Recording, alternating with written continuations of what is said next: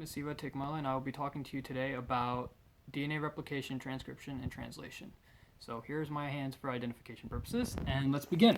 So first we'll be talking about DNA replication. So if you just focus on the top part right here, basically what we have here is a double-stranded DNA that has been separated into two strands. Now, how does this occur?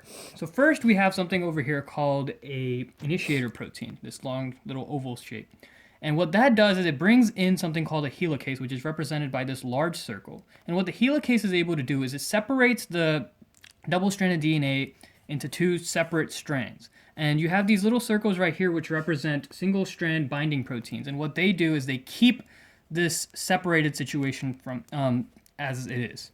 So once separation has been achieved, you have these little rectangles that I've shown here. They're called primers. They're RNA substances that are able to bind to corresponding nucleotides on the DNA, and they allow for the replication process to begin.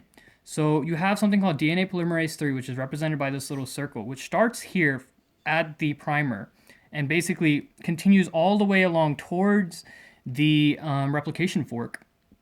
And basically what it's doing is it's just creating new DNA sequence with all of the corresponding template strands that you see on the DNA already. Now, since this is going from a 5' to 3' format, the other side, the other strand also has to achieve that. It has to go from 5 to 3. But that can't be achieved because only one can go towards the replication fork. So what we see here is we have two different primers, and what they do is they allow for something called Owazaki fragments to be created in between them. So let's look at the zoomed in version over here. So what that is a zoomed in version of the two primers and the Owazaki fragment being created. Now once this has been achieved, you still have these primers which are RNA fragments. So something called a DNA polymerase 1 is able to go in and turn those into DNA fragments, and after that has been achieved, since there's still some minor gaps, ligase is able to go in and create a complete DNA strand. So now that DNA replication has occurred, let's look at transcription. So the goal of transcription is basically to achieve a mRNA sequence. So DNA turns into mRNA. So how that occurs is, so let's look at this structure right here. So that's our double-stranded DNA, and this is our template strand. So we're going to create an mRNA based on this strand. So we have something over here called a Tata box, and what the Tata box is allows for something called TF2D transcription factors to come and bind and start the transcription process. So the transcription process begins, and you have something called the RNA polymerase, which is this large circle that comes in and binds to the DNA and allows for mRNA to be created. So the mRNA process is very simple. You just have RNA nucleotides that are created along the DNA strand, corresponding obviously, and they are made into simple codons, like patterns of 3. And this goes on all the way along the sequence until you reach something called a terminator sequence which finalizes the mRNA strand. So if you look down here, there's one other step that is very crucial. So there is something called mRNA editing. So this involves a couple of things, such as the guanine cap on the 5' side and the poly A tail on the 3' side. Also, we should notice that there are something called introns, which are these little rectangles over here, which are spliced out, and the remaining sections, which are called exons, are combined together. So finally, let's look at translation. Now, translation, the goal here is we take that mRNA strand that we created in transcription and create protein.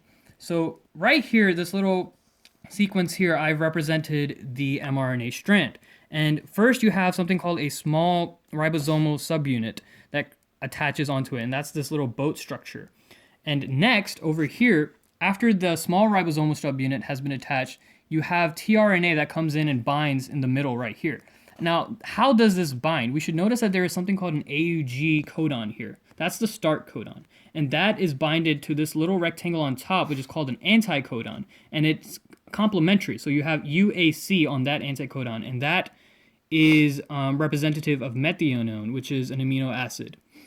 Now, after the first tRNA has been binded, you have a large subunit that comes in and binds, and you start the translation process. Now, this is a very simple process. You have 3 sections. You have E, P, and A. The exit part right here is the next step for the initial methionine tRNA that we showed here. So it goes to the exit, and that allows for the next codon over here, the UUU, to have its anticodon come in, and that might represent a different amino acid. And then the next tRNA molecule is about to come in here with its own specific anticodon. So each codon that we have on the mRNA sequence as it goes along corresponds to a specific a specific anticodon, which creates an amino acid chain that we see, and it keeps adding on and adding on until we finally have a complete protein.